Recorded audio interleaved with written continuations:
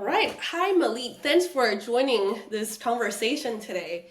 Great, my pleasure. Thank you, Yang, for the invite, and yeah, really excited. I love what you've been doing. I've been following it, reading Thank it, you. watching it, listening to it, and it's really great. So it's an honor to be here. Thank you, Malik. So my first question is, how would you provide an update about yourself as if you were talking to an old friend? Ooh, that's a really great question. I would start with like family, Mhm. and would update that the kids are growing up like they're moving on beyond kids. I have three. My oldest is 21. Mm. My middle is 19, and my youngest is 15. So three Gen Zers, and I love being a dad, and have loved kind of this journey that Mhm. we've been on, and seeing the world through them, and re-experiencing things like driving for the first time and getting a Mm. license, and all of that. I'd update that. The here in LA. So I'm from New York originally. I Mhm. grew up in the Bronx, New York, and have been in LA now for over 2 decades. Wow. My wife is also from New York, or grew up in New York, New York, New Jersey, that general area, and we moved out like many years ago to LA together, and have sort of been sort of building life and family out here, and that's going well, and obviously, like any journey has you know challenges. Any journey has um, you know great moments, upsides, challenging sides, and it's all part of an experience, and it's been going well. Yeah, definitely. You have a very lovely family. So the next question is, what are some marriage advice do you have? Oh, um, it's funny. Like I don't know if I'm like necessarily like the guru of of marriage and marital advice. That would probably be like, you know I know my lane, and that's not necessarily where I would kind of put the gold medal on, just from try to stay very humble Mhm. in that. But what I would say is what has worked, and when things work, the best is when we together, like really focus on looking at the humor in life, the Mm. bright side in life, Yeah. the challenges, even through the lens of it's going to be okay. Like if today's Malik was telling the 20 years back or 30 years back Malik, what advice would you give that person? And Mhm. my wife and I, together today, looking 20 years back, we've been married for actually about um, 23 years, over 23 years. And because we got married in 2000, and we were dating before that, I think we would tell ourselves like, hold on to that like laughter, hold on to the belief that everything like works out, Mhm. and even those challenging moments like build the muscles and the resilience. I'll share like two stories that kind of like bring me back to the beginning, but have been like kind of fuel rods of experience that takes me to today. When Althea is my wife's name. When we started like dating, back in the day, in the late '90s, I was working in advertising, and Mhm. I remember like I would go to work in a suit. And different days, like like today, I don't go to work in a suit. And But I had one suit that I could afford, Uh-huh. and I would wear the hell out of it. Like, basically wore it, almost every day or every other day, because it's what I could afford, and I wore it so much that the white elastic on the back pocket started like popping out, and it was a blue suit, so it was noticeable. So Oh. I got a blue marker, and in Uh-huh. the mornings before work, I would color it in. And I remember when we started dating, I was Mhm. like horrified that like she was gonna see that process of Yeah, like yeah. this is like what I do. And because we actually happen to work at the same place. Oh, And okay.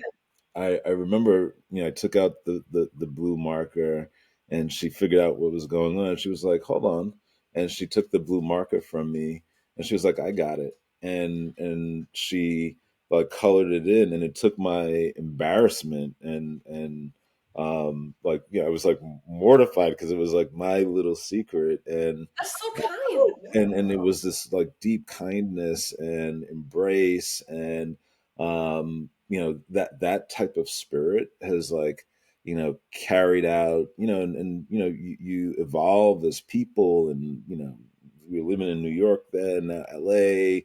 Mhm. Kids weren't even like on the mind, but like holding on to that like spirit of, hey, we're in it together, Yep. through the good times, the bad times. I think that's a song. But like that's what my advice would be is to laugh about it, grow together, build together. Um, and Yeah. And That's I got such a plenty of stories. One other story I'll share is when we first moved out to LA. uh-huh. Like we were brand new here, and we Yeah. had this like saved up the little bit of money that we had to get this like very, very broken up used car. It was our both of ours like first car, and we hadn't been in LA for not maybe we were here for like a month and a half, and we pulled into a fast food restaurant to get lunch or dinner. And it was the first time that we had gone to this fast food restaurant. It's a Mhm. pretty prominent chain, but our first time there because it was more of a West Coast chain. And we parked and went in and ordered our stuff. And I saw at the corner of my eye the car Mhm. speeding out of the parking lot. So we got like robbed within a month and a half of being here. Someone stole our car. What? And I remember, we called the police. They came, they took a report, and probably within like 10 to 15 minutes of like a pretty like that was like bad. Um, Yeah.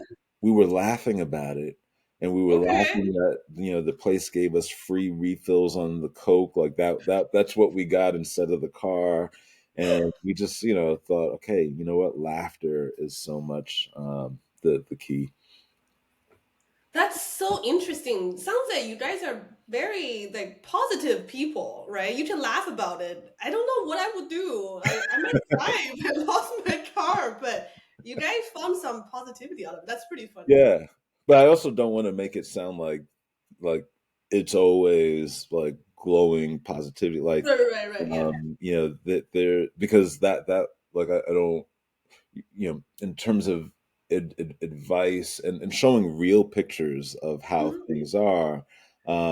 They're real, up times and down times. And as with any lives and two people coming together, kind of even expands the upsides and the challenges. And but holding on to that center and constantly reminding yourselves Mhm. where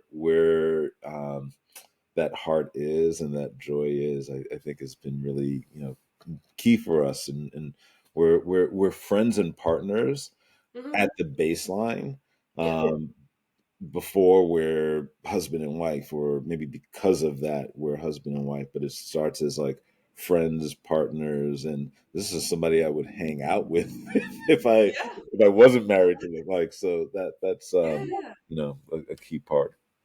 I love that. You have a very solid foundation. So like that's like friendship, partnership, and then you move on to like the next level. Yeah. Uh, Talking about family expansion, since I have a toddler boy, and you guys raised three amazing boys. So what are some tips you have for raising boys in general? I think the reason I'm asking, I mean, I grew up, I feel like I was a tomboy, right? But again, I'm a woman, right? So I don't know what the boyhood would feel like in America. Because I grew up in China, so like, that's totally different. So, what tips do you have for raising boys to gentlemen to men, right? Yeah. Over, yeah.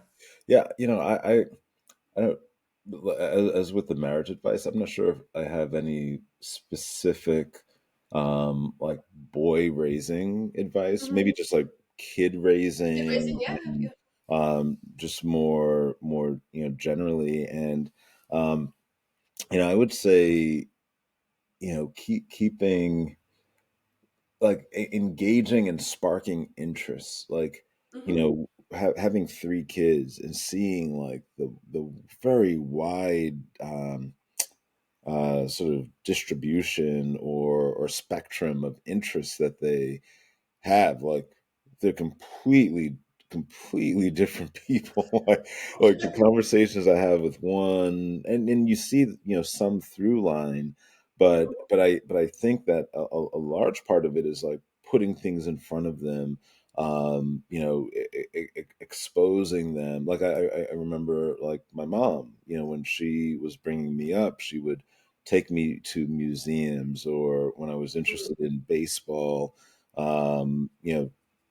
taking me to little league, and there are things that I get engaged with my kids that are directly in my interest zone, Mm-hmm. and also things that like are directly out of my interest zone. Like, Oh, I enjoy sports. yep.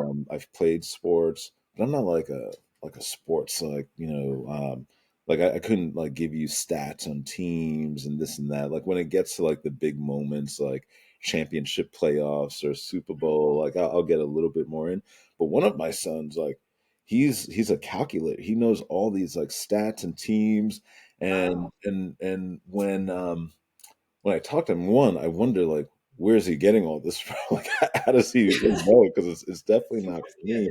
yeah. But I try to throw logs in those fires, Mm-hmm. and that's how, we generally, sort of approach it, is, keeping them active, keeping them engaged. Also, like I think that as much as you want to, keep, the kids active, engaged, you Mm-hmm. also want to have time just to like breathe and, think. And, I think that, we probably have leaned into a culture where there's this feeling that like, if you're not constantly running, like if the kids aren't constantly doing, Mm-hmm. then as parents, like, we're failing. And I actually think that that's not the right, like, framework. Like opportunity to let the mind rest, to have imagination, to be able to think about things, and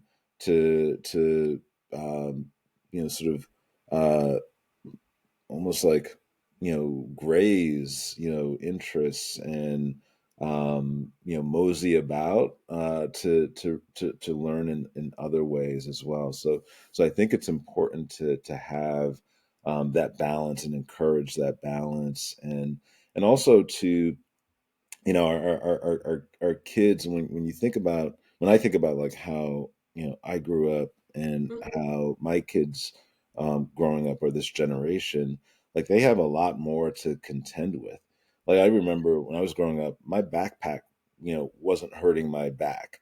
And when you look at kids today, like their backpacks have probably, added, more weight every year for the past like, That's decade true. and a half.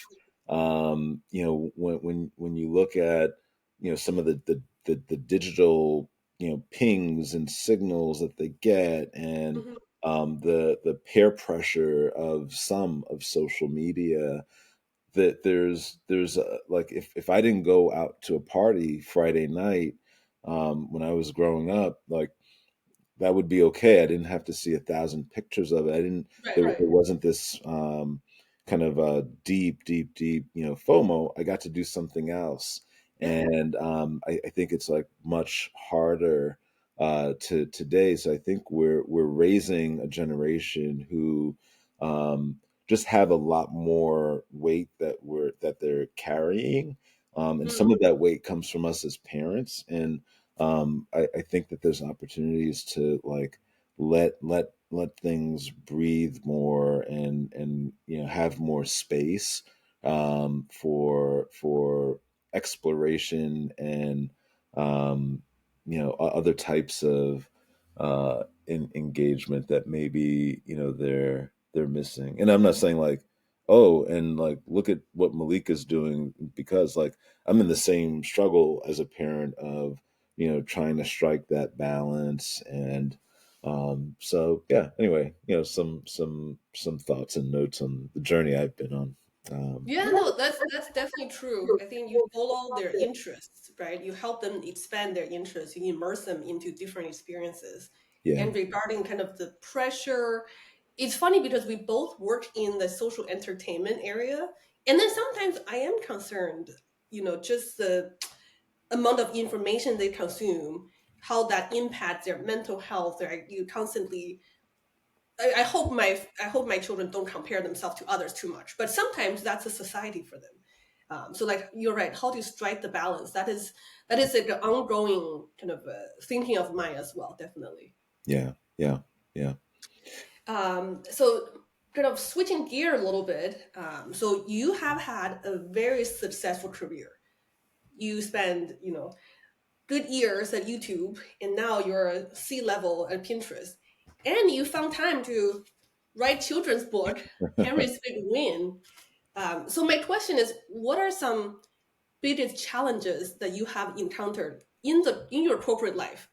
I consider you're a very successful person, right? But I assume you still had some challenges, and how did you overcome these challenges? um I would say that, well, one thing that you kind of hit on is um sort of time management, like being able to really optimize my time in the Mhm. most potent way possible. And um like it only becomes more challenging over time as you grow in your career. And Mm, there's a question that I ask myself often, like, am I running my calendar, or is my calendar running me? mm, And I should be running my calendar, because then I'm able to put my time against the efforts just across all aspects of life, but this yeah. context like business, where I can be like most valuable, and where I can be most effective.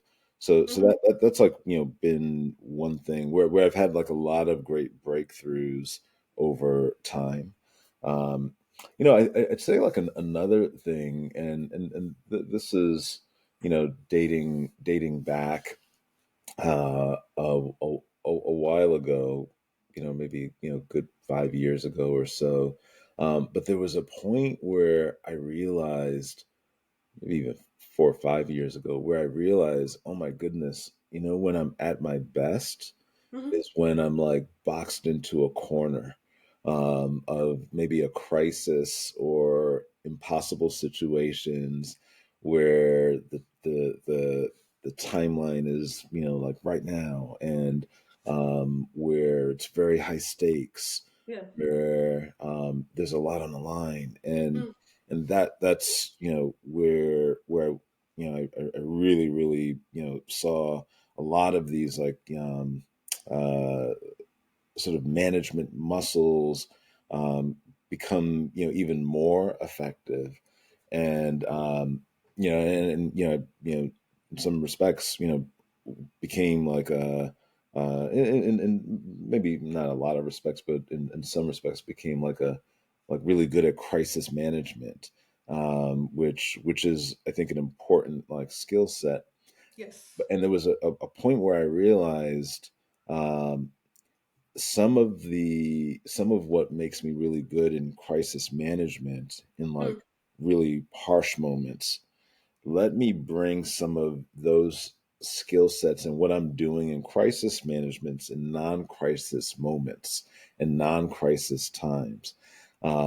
Let me borrow that urgency. Let me borrow that sort of ability to harness an organization and mobilize around priorities. Let's move that deeper into like the everyday heartbeat, which is what I was doing. But yeah, yeah.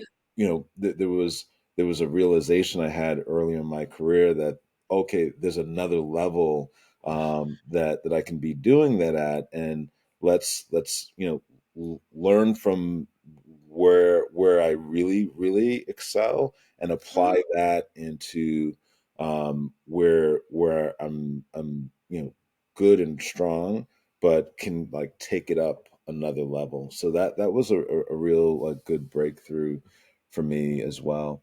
And then Yang, I'd say another thing, and maybe this isn't like a specific like challenge, but this has been a framework that's been Mm, really helpful for me that I really like kind of stumbled into.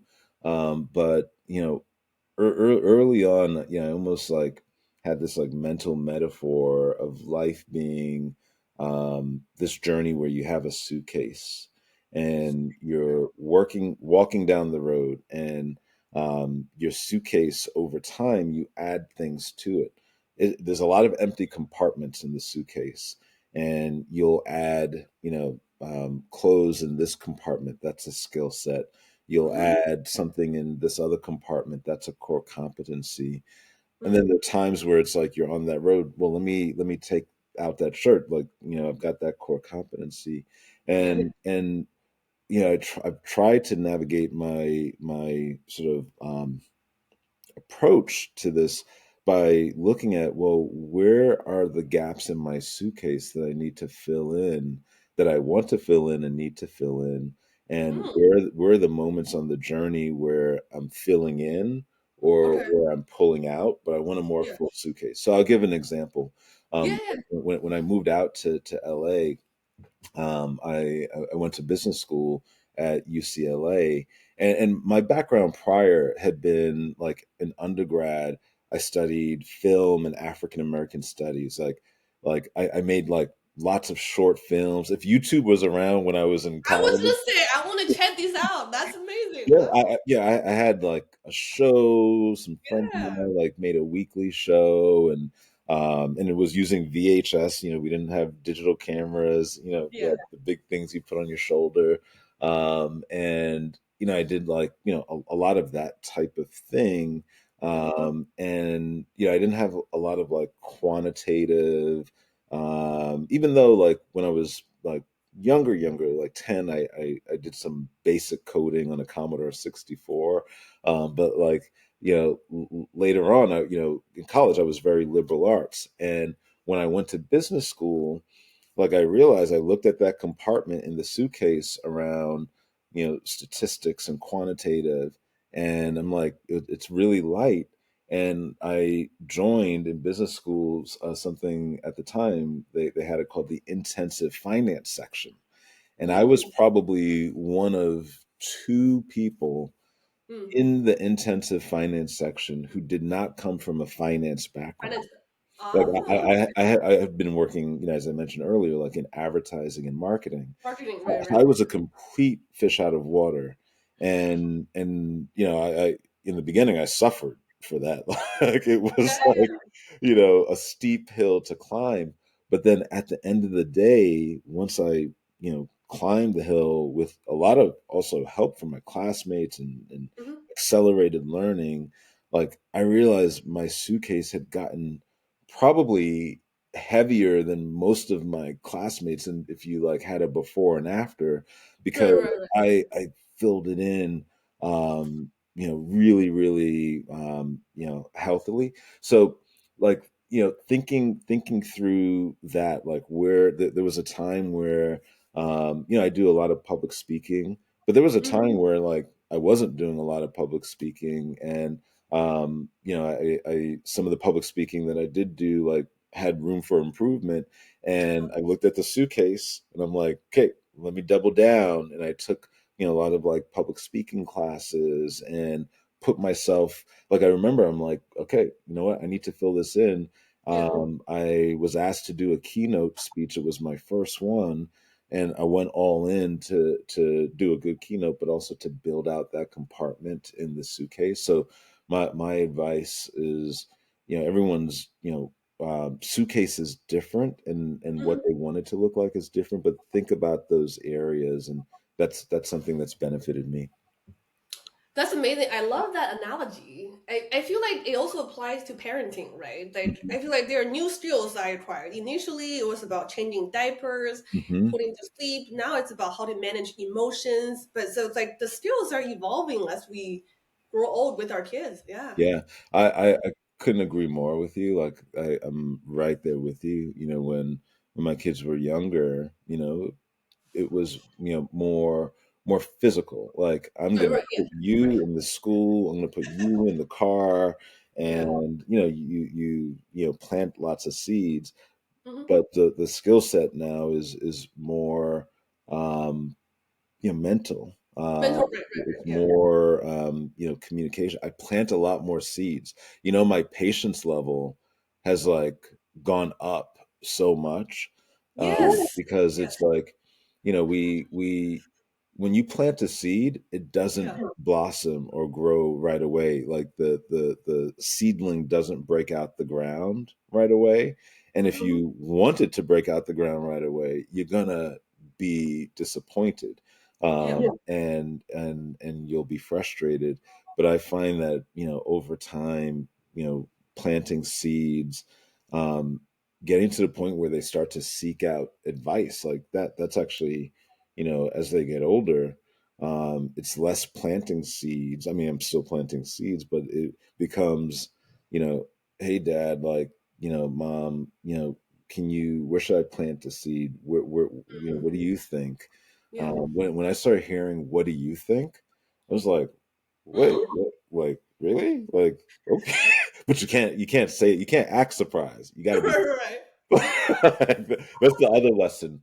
Like, if Right. I see something going well, So, I'm just gonna shut up, because if all all of a right, sudden, I'll do that too. Okay, right? that's a good advice. Oh Wow. yeah, if I double down and I'm like, "Oh, that's the coolest thing," then it's not cool. So Oh, I gotta keep my cool, and so it's a lot up here, but it's a beautiful thing. nice. That's so true. And I love how your kids come to you for advice and what do you think? That means that really shows that you have a really good relationship with your children. That's nice. Yeah, yeah. Well, that's happening more and more, uh, Uh-huh, uh-huh, yeah. and I think that, part of it is like, just like, life stage, Yeah, yeah, that's true. and where we're at now. But yeah, it's been good to see. Yeah, yeah. And then what are some of your thoughts on the creator economy? So I have a newsletter and then I'm adding more diverse formats like video podcasts, audio podcasts, also different platforms, TikTok, YouTube, Instagram. But what are your thoughts in general since you do work you're in the creator space? Yeah. Well, one, I love creators. I love makers, builders, and that's what creators are. Hmm.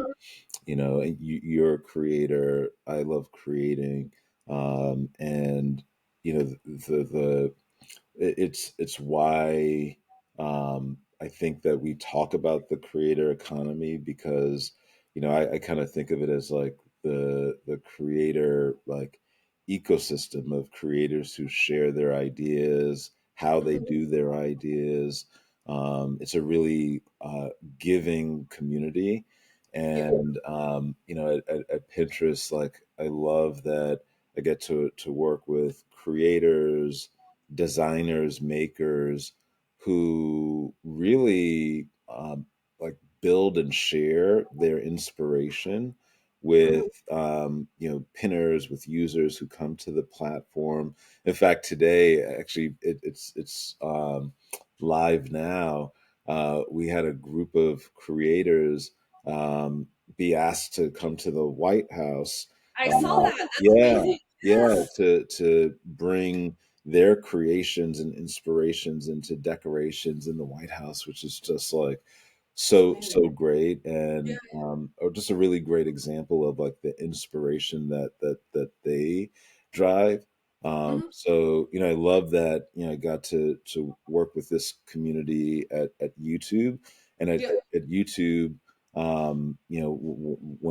when I was there, like last couple of years, I was there. I led the responsibility area, which worked with health creators, educational creators, and it was wonderful because like the some of the creators who I worked with were shown in the classroom of my kids, science educators, and so there was so much connective tissue. And here at Pinterest, I see so much of that type of engagement of people who connect with the creators in a way that really, really lights up their lives and takes them from, kind of the idea and inspiration to actually like doing it. And I think the White House example that's like live now is Yes. such a great demonstration of that. That's so amazing. Two more rapid fire questions. Yeah. The first one is, what are some recent favorite books or TV shows you recommend? I'm actually like right now like perusing like a couple of books. There's one that I forget how it got on my radar. I probably was in the bookstore, but it's called Daily Stoic, and it's all about like stoicism Yeah. rather, and being uh, being able to uh, have a steady state of mindset, um, Mm, and have that kind of like in almost that internal tranquility in hmm. in all sorts of scenarios, whether it's heightened moments or not, and having that strong center. And I realize, like, as I have been reading more and more about stoicism, I've studied it in the past. I'm like, I think my mom was a stoic, is a stoic, and raised me as such, That's amazing. So because collected. Oh, some of the how she handled with such resilience adversity, opportunity, while keeping a strong core. Like she has passed that on to my sister, and hopefully I've captured some of that. And but it's really helpful to see like words around that. So that's one thing. hmm. Another book. So this is like kind of like science fiction ish, but like almost not, even though it's set in the future. It's called Ministry of the Future. It's all about climate change, Oh, and where things might go. And I'm enjoying that. An anchor book for me has been the Book of Joy by the Dalai Lama and Reverend Tutu, hmm. who's passed. And it's just a book about cultures, two incredibly wise people coming together across geography, culture, life, and the deep humanity, commonality. Um, it's basically like a conversation that takes place over a number of days between these two giants, Yeah. who giants are not, they're giants, they're deeply humble. Yeah. So it's almost like not the right word, but it is the right word. And then on the management side, the five dysfunctions of a team. Oh. is a really great book about when or how can teams operate at their best, and it's one of the central themes is this notion of first team, that who you work with, your kind of group of peers in an organization are your first team, Mm, and you work together to align to bring broader alignment to the entire team. So just a very, very good concept. Um, but these are books that I've got on my Kindle, on my desk, in my backpack. I should just like power through. I've finished some of them, but I revisit them. But that's I amazing. like to peruse. Yeah, yeah, yeah. I'm a avid reader as well. I definitely will check these books out. That's amazing. Cool. All right, one last question Yeah. asked by one of my cousins who used to work at Pinterest creator side as well. Oh, cool. The question is, when it comes to storytelling, what matters more? The heart of one's content or the content of one's heart? I mean, I have questions about the question because it's Me like too. I it's just asked so him. deep. That's what he gave me. So But that's but what. but I think I know where. I don't know, but I have a sense of where it's coming from. Like the Mhm. heart of the content. Wait, say it again. The heart of the content, or The the. heart of one's content or the content of one's heart. I think it's the content of one's heart, Okay, okay.